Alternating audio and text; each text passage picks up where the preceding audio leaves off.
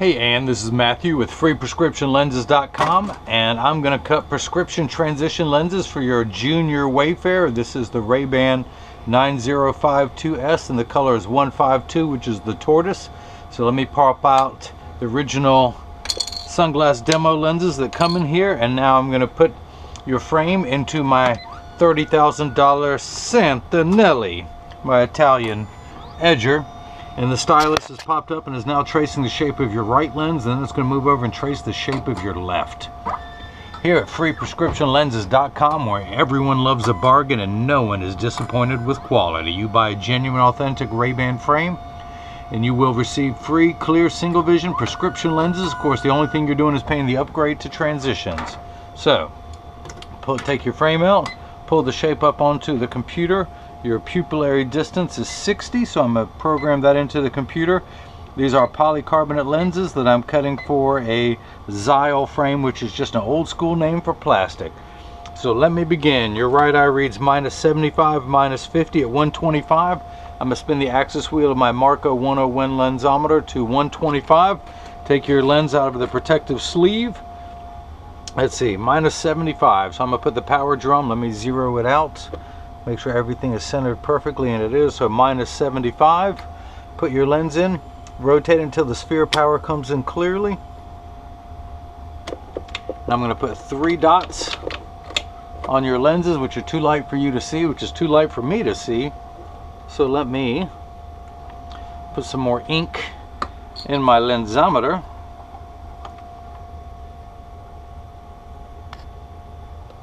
And where's that third one? There it is. There it is. So where are we at again? -75, -50. So -75, -50 at 125. So put your lens in. Find the optical center.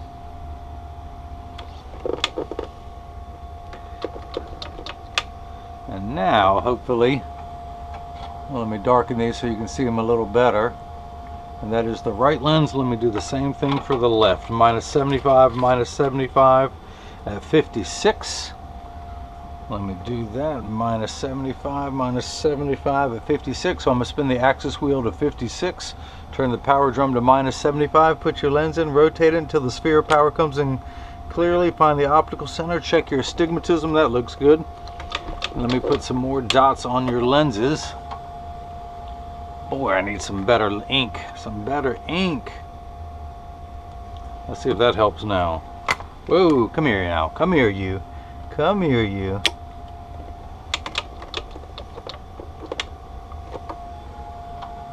There we go. There's 1, 2, and 3, and that is the left lens. So I need to, this is a block. I need to attach this to your lens for while it's cutting. So, pull away the double-sided adhesive sticker. Get everything lined up perfectly, and we're good to go. Let me do the same thing for your left lens now.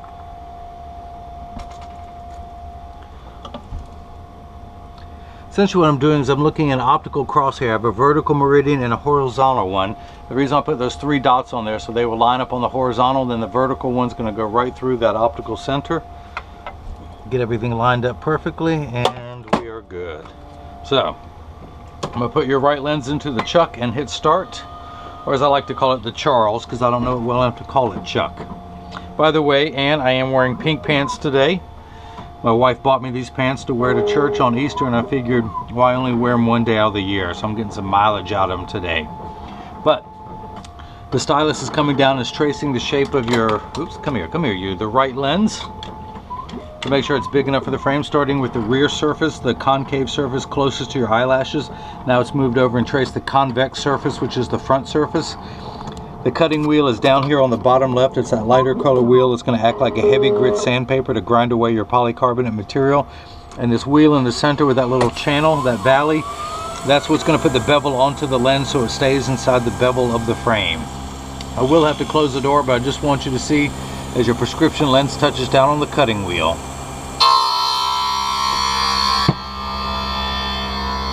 So your lenses are made out of polycarbonate. Polycarb is 40% thinner and lighter than regular plastic. It is virtually unbreakable. It is bulletproof up to 22 caliber and has both UVA and UVB protection.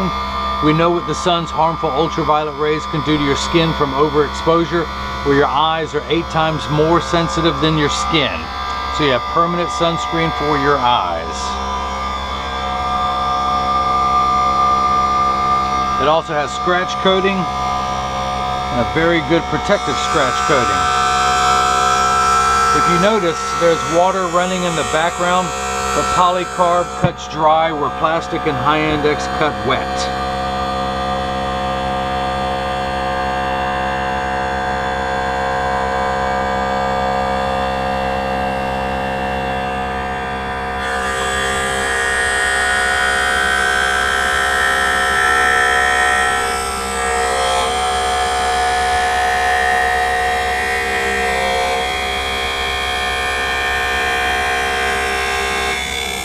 Now your lens is starting to take shape.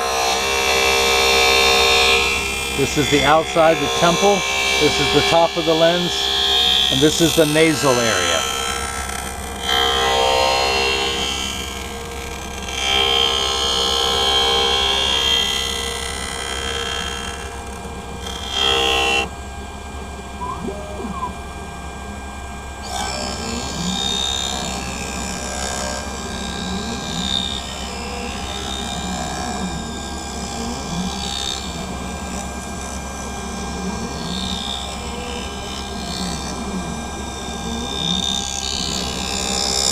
So it has moved over and started putting the bevel onto the lens. Now in just a few seconds, 2 water jets will kick in, one in the front and one in the rear. That's to wash away any optical debris. There we go, right on cue. It does this for the last 20 seconds of the cutting cycle, just to wash away any optical debris.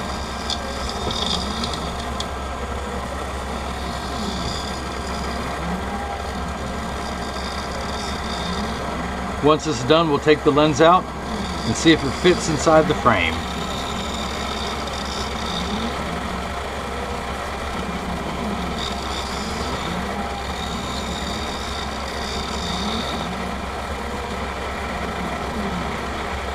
Okay, this is done.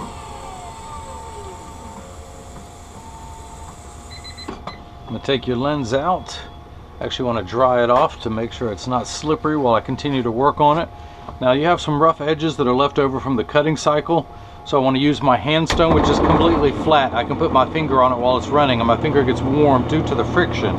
But that friction allows me to apply what's known as the safety bevel. I essentially melt off the rough edges and I use my thumbnail to scrape this off. This is called Schwarf. And once all of it has been removed from your lens and onto the counter, I carefully wipe it up clean into one pile, and then I wipe it on the floor because I love doing that. It never gets old. So in order to mount your lenses, I tuck the frame in at the outside edge closest to me, then using my thumbs I press down at the nose. It snaps right in. I'm going to do the same thing for the left lens now. Flip that over to L, which means not right, and I hit start.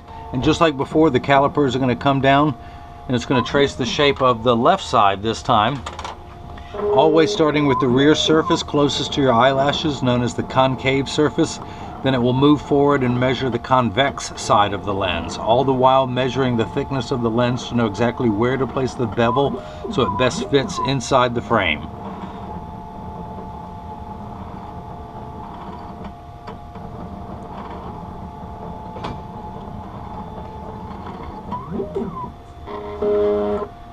And as the wheel starts cutting, I will continue to work on your right lens.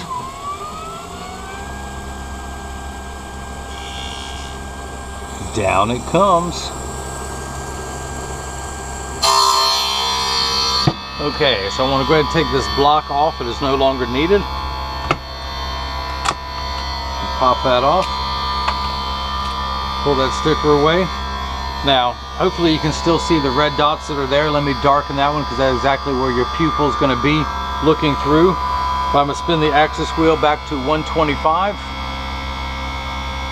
Put the lens in. And I'm getting -75. minus 50 for a total of minus 1 1/4. The way your prescription works is your right eye reads minus 75, minus 50 at 125. Your left eye is minus 75, minus 75 at 56. Now the unit of measurement we use in the optical world is called a diopter, spelled D-I-O-P-T-E-R. And it goes in quarter increments starting with 0 being plano, also known as non-prescription. Goes up from there, 0.25, 0.50, 0.75, 1, and so on. So you actually need 3 steps of far-sighted correction to make everything the correct size. Without your glasses on, things are actually much larger than they really appear. So when you put your glasses on, it will minify down to the correct size. Now, the minus 50 is the sill, is your astigmatism correction. There is a stigma over the word astigmatism. It just means shape. It's like saying someone has straight hair, someone else has curly hair. That is it. It is not a disease. It is not an affliction. It fluctuates. It comes and goes. People freak out over that word. It really doesn't mean much. If this first number makes everything the correct size, astigmatism is what makes everything fuzzy. So 6s and 8s look alike, the letters P and F look alike. So you need additional 2 steps of astigmatism correction to make everything nice and crisp. So this first number gets everything the correct size. The second number takes away the fuzzy edges. Think of it as the fine-tune knob. This last number is 125 for the right eye and 56 for the left. If you can, on a scale from 0 to 180, which is what a straight line is, you have 0 over here, 180, all the way over here with 90 in the center. We're going to use that fine-tune knob to make everything nice and crisp. We're going to turn it past 90 and stop at 125. Now for your left eye, same amount of correction to make everything the correct size, but you need one more additional step for your astigmatism to take away the fuzzy edges, and we're going to turn those fuzzy edges on that fine-tune knob to 56, so about right there. So that's why your lens cannot rotate. If this were your lens the way it's sitting, if it was a round frame and it got crooked, you just would not see as well as you do from when it's this size. So I'm going to take the lens out, dry everything off. Back to the handstone real quick for the safety bevel. Real quick, back to scrape that off with my thumbnail. And even quicker, wipe all that on the floor. Whee! Hey, the clown gets to have fun at work too, you know. So, let's go ahead and get your left lens mounted. I'm going to tuck it in at this side using my thumbs. I push down at the nose, it snaps in perfect. I'm going to take this block off. Pull that off. I'm going to put your left lens in, spin the axis wheel back to 56. That fine-tune knob, put the lens in, rotate it. I'm getting minus 75, which is 1 tick mark before the 1. And you have additional 3 steps, another minus 75 for your astigmatism correction, which gives me a total of 150, exactly halfway between 1 and 2. Because if you remember your high school algebra teacher, you add 2 minuses together. Or think of it this way, if someone borrowed 75 cents from you, but then they borrowed another 75, they would owe you $1.50. We're actually at 1.5, so that is perfect. Now your pupillary distance is 60, so I'm going to hold this up, and I'm going to place the 0 against my thumb on your right lens, and then we hold it up over your left lens. That comes out perfectly at 60. And one last thing I want to do is make sure it's in standard alignment, meaning that there is no wobble while it's on the table. Now 99% of all optical shops will do free adjustments if you ask them, because 80% of people have one ear that's higher than the other, and I'm no different. When I set mine down on the counter, mine actually wobble because I do have one ear that's higher than the other. But I'm going to put yours in a 3-point stance. The 3 points are 1, 2, and the bottom of the frame being 3. I set them on the counter and press down. There is no wobble. Flip them over. There is no wobble. Close each temple to make sure they overlap perfectly and the same amount of tension on each hinge, and there is. Now if you notice, these are your lenses while they're still clear. I'm going to go ahead and activate them for the first time. So I'm going to take them over and expose them to a very strong burst of ultraviolet light. And as you will see, all transition lenses take about 30 to 45 seconds to darken for the first time. It takes a little bit longer when you come back inside, about a minute to a minute 15 to lighten back to clear. Now this is very important, and listen, pay attention. All transition lenses will get dark on day 1. Give them 2 weeks. They will continue to darken every day for the first 2 weeks until they reach their final setting. After that, they will work for years with maximum performance. The only time they will not work is when you're behind the windshield in a traditional car. Unless you have a convertible or a motorcycle, they just will not darken. Your windshield absorbs all the sun's harmful ultraviolet light, so your dashboard doesn't crack from sitting in the sun, and that's why they won't turn dark in a car. Now, as soon as you step out of the car, they will. They're also temperature sensitive, meaning that when it's 90 degrees and above, they just don't get as dark as they do when it's 90 and below. I like to remind everyone, when it's 95 degrees, you're miserable, your glasses are miserable. No one likes to work 100% when it's 95 degrees outside. So that's it. Again, and they're going to keep darkening. Don't worry about that. So if anyone has any questions, just email me at freeprescriptionlenses@gmail.com. And I hope you enjoyed watching as I made your prescription transition lenses for your RayBan 9052S in the color 152. And hopefully everyone else has got the chance to see how I bring that love and feeling back to glasses. Thank you.